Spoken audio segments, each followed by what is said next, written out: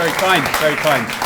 And I'm afraid you're going to be seeing a lot of Marn and myself because we're your co-hosts for today. So, look, thank you. I'm just completely overwhelmed by the turnout. You know, given current events, we weren't quite sure whether this event would even happen.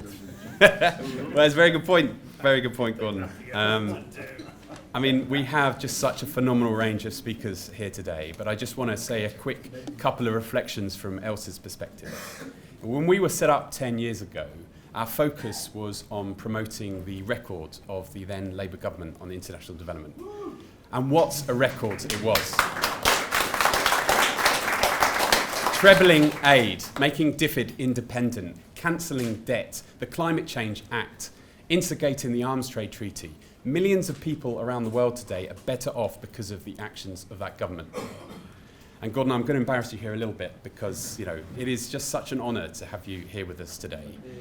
I've never met someone more committed to helping other people than Gordon. And the leadership that he showed as Prime Minister and that Tony Blair showed as Prime Minister at summit after summit was truly incredible. And so too was the leadership of our Secretary of State, Douglas Alexander, who helped in when we were setting up LCID, Hilary Benn, who's here to speak to us today, Val Amos, Claire Short, and fantastic ministers like the sheer force of nature that is Glenys Kinnock. Of people like Gareth Thomas, who's been a brilliant Secretary and Minister of State. Is he here today? Oh, thank you. He certainly has. Of the former First Minister of Scotland, Jack McConnell. And advisors too, people like Stephen Doughty, now of course one of our hardest working MPs.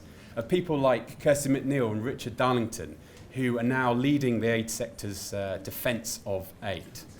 And of course, everyone else in this room who was part of the Make Poverty History campaign and campaigns like it, whether or not you worked on those campaigns, or like me, you were an activist, going on marches, signing petitions, or even just wearing one of these white bands. Today is as much a celebration of everything you achieved as it is anything LCID has done.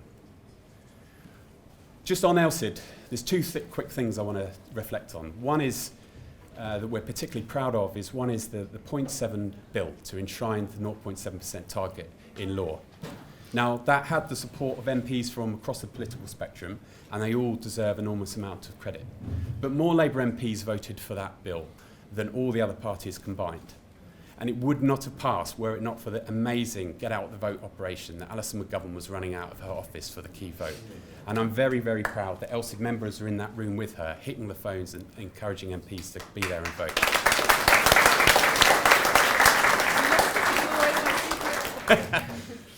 The second thing to reflect on is our campaign on protecting civilians in conflict. And I'm very proud that we are continuing to take up this issue.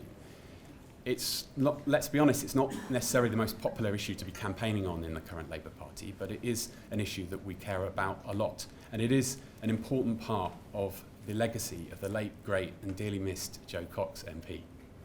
And I am very, very proud that we have representatives from Syrian civil society here in the room today.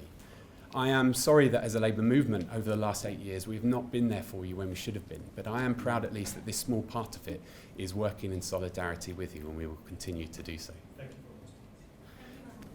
Finally, I just want to say again, thank you so much for coming. You do not need me to tell you that our internationalist values are under siege like never before, and defending them is going to be the fight of our lives. But I hope you come away from today, having listened to our fantastic speakers, re-energised, motivated and inspired for the struggle ahead. Thank you very much.